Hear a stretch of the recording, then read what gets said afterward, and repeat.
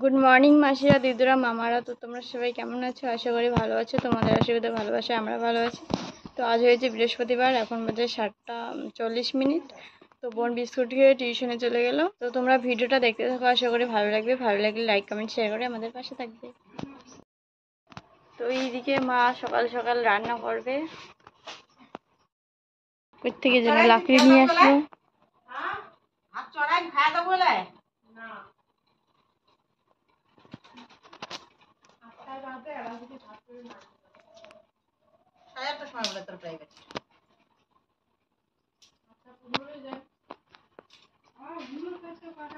ওইদিকে দেখো মা আগুন তাপাচ্ছে,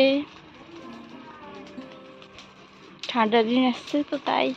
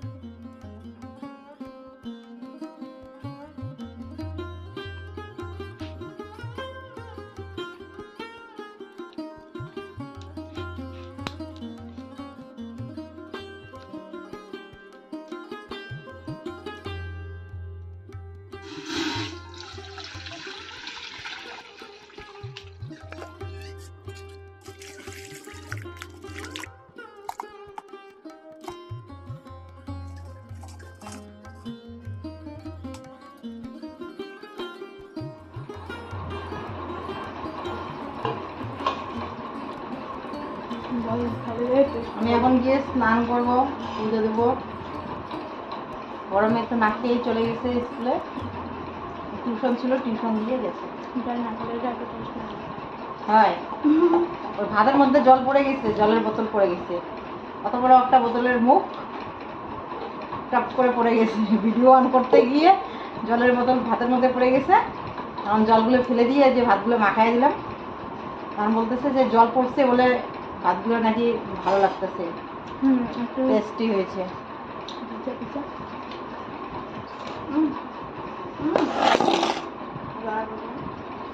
ছোট ছোট বোতলগুলোতে জল নিতে হয় পারে, এটা আমার জন্য, আমি বড় মানুষ, আমার জন্য বড় বোতল, আবার পড়ে যাবে।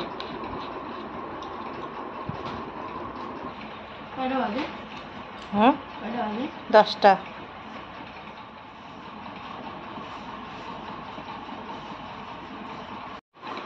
তো বন্ধুরা এখন বাজে 10:14। ওদের খাওয়া দাওয়া হয়ে গেছে। তো আমি ভাবছি এখন এই যে 10:14, এদিকে এই যে মেজো রেডি হয়েছে, এখনই যাবে মনে হয়। আর আমার এখনও অনেক কাজ আছে, তো সেজন্য সকালবেলা স্নান না করে এই যে বাইরের উনুনে রান্না করলাম। কাজ মানে কি, এই যে বিছানাটা গুছিয়ে নেব, পুরো ঘরটা মুছে নেব। তারপরে আজকে বৃহস্পতিবার তো ওই ঘরটা মুছতে লাগবে, মেশিন ঘরটা মুছতে লাগবে। মুছে আমার ঠাকুর ঘরটা মুছে, টাটা দিয়ে দাও। টাটা, এখন স্কুল থেকে এসে তোমাদের সাথে দেখা হবে। আমি এখন তাড়াতাড়ি করে কাজগুলো করে নেই। ওই ঘর ঠাকুর ঘরটা লেপে ঠাকুর পুজো দিতে লাগবে। আর এখন আমি এই যে বিছানাটা গুছিয়ে এই ঘরটাকে মুছে নেব, তারপরে ওই ঘরে যাব। ওই ঘরে গিয়ে ওই ঘরটা মুছে তারপরে স্নান করে ঠাকুর পুজো দেবো। তো সকালবেলা দেখো ওই যে বিছানা গোছা হয়নি, এখন ধরে মেয়েরা এখানে পড়াশুনো করছিল। ছোটো মেয়ে টিউশনে গিয়েছিল, মেজো আর যায়নি। কি চাবি? এই দেখো ধান খাওয়ার জন্য এই ঘরে ঢুকছে। বেরো। এখন বাজে দুপুর 12টা। তো আমার ধোয়া কাচা ঘর মোচা সমস্ত কিছু হয়ে গেছে, পূজা দিয়ে এইমাত্র চলে আসলাম। এখন খাওয়া দাওয়া করবো। সকালবেলা খাওয়া দাওয়া করা হয়নি, মানে আমি খাইনি। তো এখানে ভাত নিয়ে বসে পড়েছি, এখন খাবো। খেয়ে তারপরে আবার রান্না করবো দুপুরবেলার জন্য। তো চলো তাড়াতাড়ি খেয়ে নেই, দুপুরবেলার রান্নার সময় হয়ে গেছে।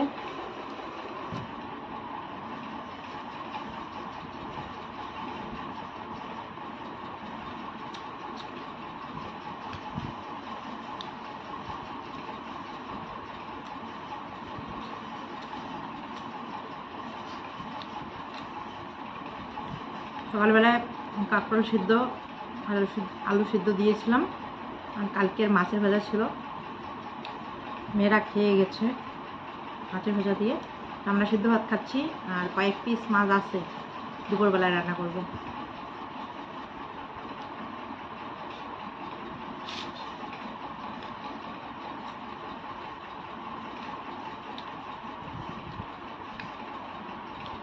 একটা সজি কচু আছে, ভাবছি যে সজি কচু বেগুন 2-3টে ডাঁটা আছে, সমস্ত কিছু দিয়ে কয়েক পিস মাছ আছে, কি জানি বলতে পারছি না শরীরটা। মেয়ে কালকে রেখেছিল, তো মাছ দিয়ে তরকারি রান্না করবো।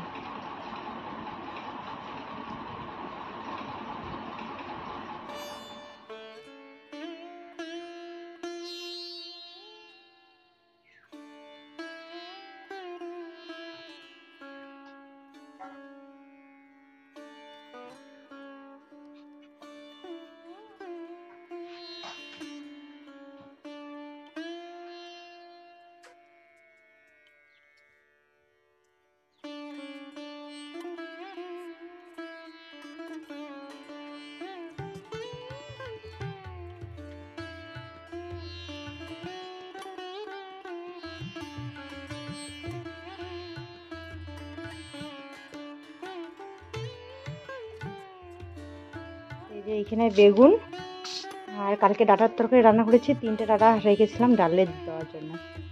আজকে আর ডাল রান্না করা হবে না। এখানে এই তরকারিগুলো শুকিয়ে যাচ্ছে।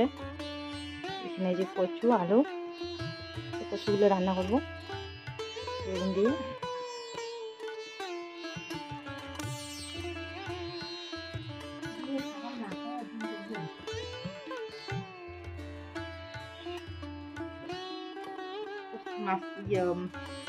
মাছ দিয়ে কচু ভালো লাগে, আর মাছ আছে থাকি। পানি কুমড়োটা কালো খাওয়া যাবে। চাল কুমড়ো আছে ঘরে, বড় মেয়ে বলছিল চাল কুমড়ো রান্না করতে। আমি ভাবছি যে চাল কুমড়োটা নাহলে কাল আজকে এই যে সবজি কচুগুলো রান্না করি মাছ দিয়ে।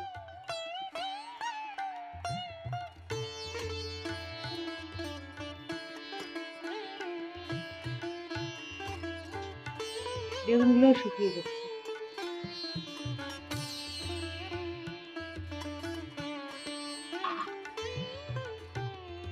কচুগুলো আবার ভালো আছে। কারেন্টটাই চলে গেল। কি দিয়ে তরকারি? সজি কচু দিয়ে মাছের ঝোল আর চিচিঙ্গা ভাজা। আমার ছোট মেয়ে স্কুল থেকে চলে আসতে বলছে, মা কি দিয়ে তরকারি, কি তরকারি? তো মাছের ঝোল হয়ে গেছে, এদিকে ভাজা বসিয়েছি। কারেন্টটা চলে গেল, আর আকাশটা অনেকক্ষণ ধরে গর্জন করছে, কিন্তু বৃষ্টি আসছে না। অন্যদিকে মনে হয় বৃষ্টি হচ্ছে, আমাদের এদিকে বৃষ্টি হচ্ছে না, অন্ধকার করেছে শুধু, আর ডাকছে অনেকক্ষণ ধরে। তো ভাত বসিয়ে দিয়ে লাকড়িগুলো ঘরে নিয়ে আসলাম। ভাবলাম যে বৃষ্টি হবে মানে কাপড় চোপড় জামা কাপড়গুলো তুলে রাখলাম। রান্না করতে করতে বাইরের লাকড়িগুলো সব ঘরে নিয়ে আসলাম। মাছের ঝোল রান্না করেছি, কি সুন্দর হয়েছে। সজি কচু, 2-একটা বেগুন ডাঁটা দিয়ে মাছের ঝোল।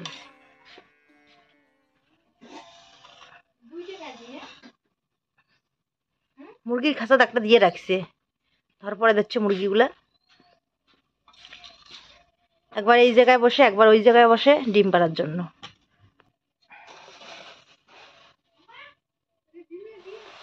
এখানে যে কাঁকরোল ভাজা,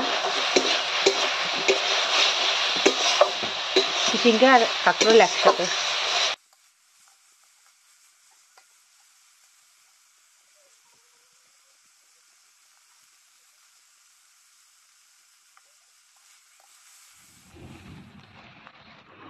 দেখো এমন বৃষ্টি পড়ছে মনে হচ্ছে শরীরে ভিজবে না। তো রান্নাবান্না তো কমপ্লিট, বাবার খাওয়া হয়ে গেছে, মা আর ছোটো মেয়ে এদিকে বসে পড়েছে। তো মা বলছে আমাকে খেতে, তো আমি বলছি আমি এখন খাবো না, একটু পরে খাবো স্নান করে।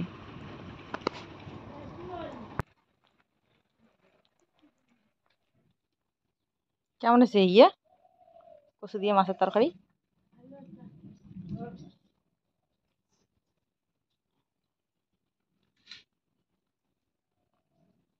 টিপ টিপ করে বৃষ্টি পড়ছে, সেরকম বৃষ্টি নেই।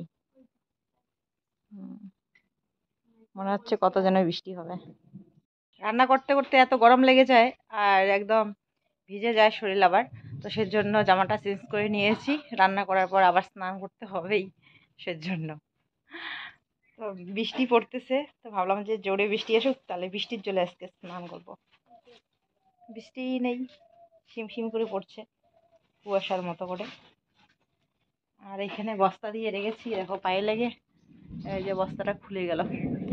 আমাদের রান্নাঘরের ধারের কি অবস্থা! এই বস্তাগুলো এখন আর সারাবো না, একদম পুজোর আগে আগে বস্তা সরিয়ে ধারগুলো ঠিক করব। এখন এরকমই থাকবে, বস্তা দিয়ে না রাখলে এগুলো এতদিন ভেঙে ভেঙে পড়ে যেত ধারগুলো। তো চলো এবার স্নানটা করে নেই আবার।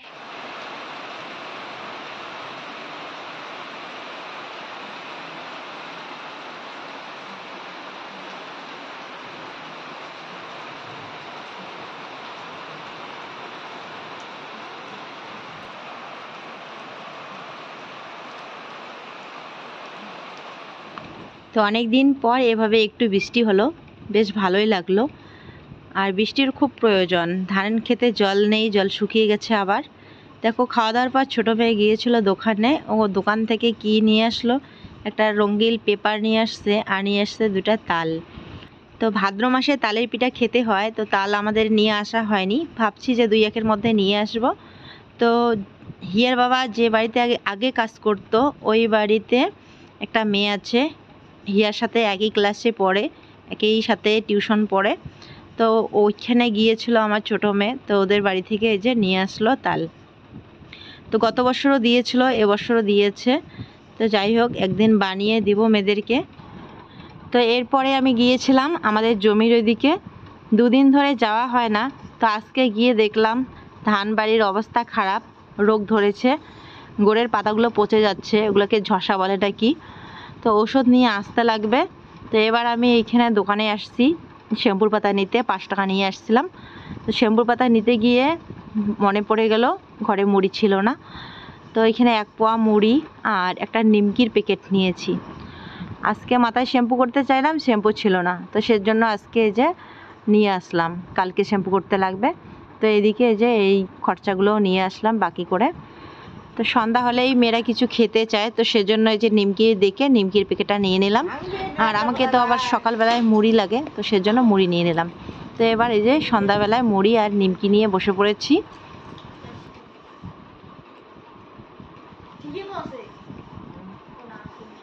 কে কে খাবে চলে আসো। সন্ধ্যা বন্ধুরা, আমরা খাচ্ছি এখন মুড়ি আর নিমকি।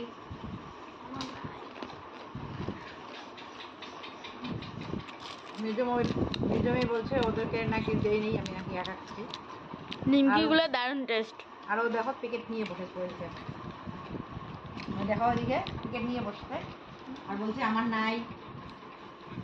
দেখো এদিকে মেজমে কি খুশি নিমকির প্যাকেট দেখে, সে না বলতেই নিয়ে আসছি, ওরা ভীষণ খুশি হয়েছে।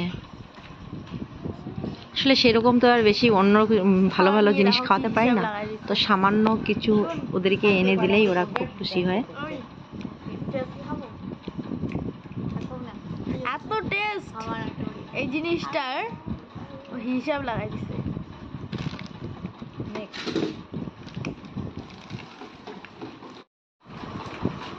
তোর মুখের মধ্যে এটা কি?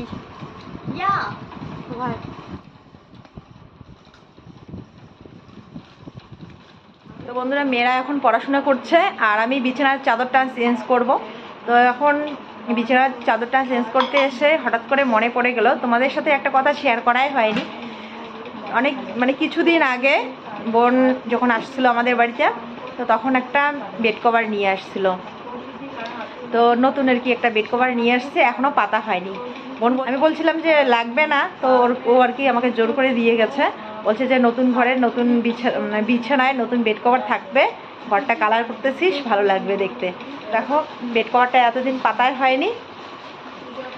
তো পূজাও চলে আসতেছে সামনে, তো ভাবলাম যে নতুন বেড কভারটা পেতে নেই, তাহলে দেখতে ভালো লাগবে। তো এখন মনে পড়লো যে তোমাদের সাথে শেয়ার করা হয়নি।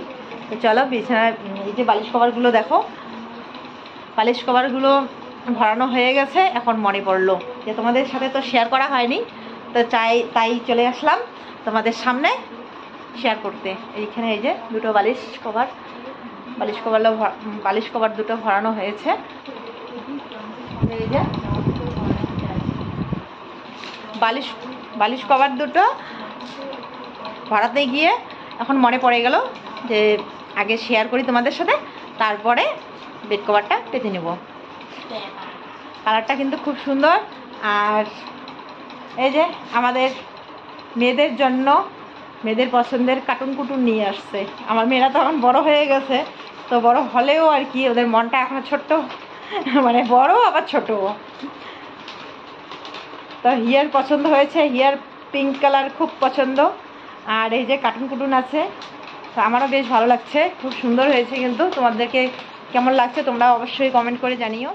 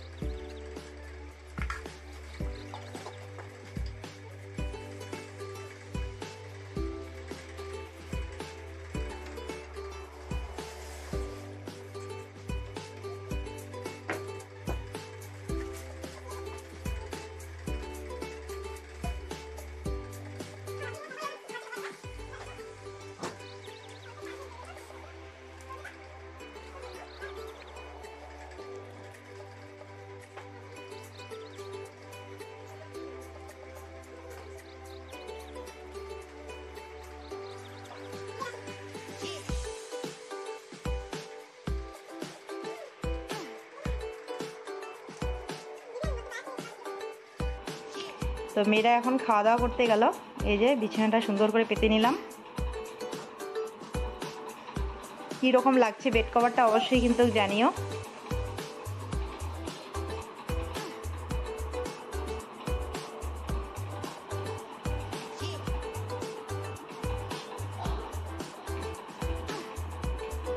কালারটা দারুণ লাগছে।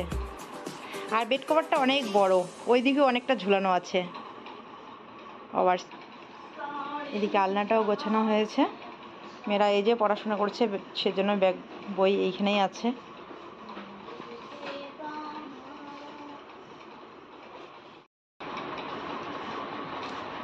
ভালো লাগছে।